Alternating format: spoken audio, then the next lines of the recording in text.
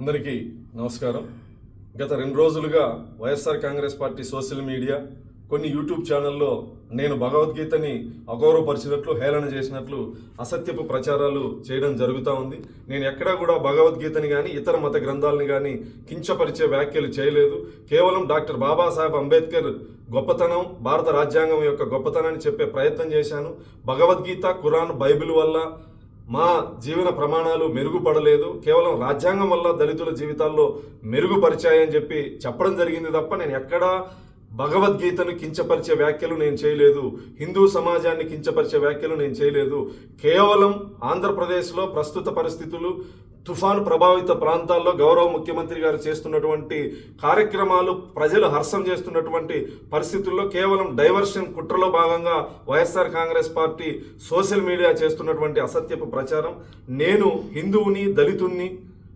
గౌరవ ముఖ్యమంత్రి గారు నాకు టీటీడీ పాలక మండలి సభ్యుడిగా అవకాశం ఇస్తే నా నియోజకవర్గంలో శ్రీనివాస్ కళ్యాణం నిర్వహించాలని చెప్పేసి 8 నెలల క్రితమే నేను లేఖ రాసిన వాడిని. గౌరవ ముఖ్యమంత్రి గారు 5,000 గుళ్ళు నిర్మాణం చేయాలి అని చెప్పేసి టీటీడీని ఆదేశిస్తే ఎక్కువ శాతం దళితవాడల్లో ఈ దేవాలయాలు నిర్మించాలని చెప్పేసి నేను టీటీడీకి విజ్ఞప్తి చేసినటువంటి వాడిని. కేవలం కొంత సోషల్ మీడియాలో వైఎస్ఆర్ కాంగ్రెస్ పార్టీ పనిగట్టుకొని నేను క్రైస్తవుని అసత్యపు ప్రచారం చేస్తా ఉంది. నేను ఈ సందర్భంగా వైఎస్ఆర్ కాంగ్రెస్ పార్టీ నాయకులకి సవాల్ విసురుతాను.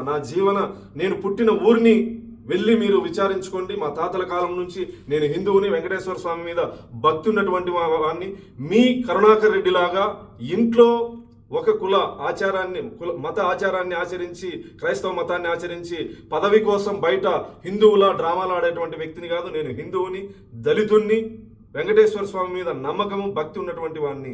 దయచేసి నా హిందూ సమాజం వైఎస్ఆర్ కాంగ్రెస్ పార్టీ చేసేటువంటి కుట్రలో భాగస్వామ్యం కావద్దని చెప్పేసి ఈ సందర్భంగా విజ్ఞప్తి చేస్తూ, భగవద్గీతను నేను కించపరిచానని మీ మనోభావాలు దెబ్బతింటే నేను ఒక హిందూ సోదరుడిగా నేను మిమ్మల్ని క్షమాపణ అడుగుతాను.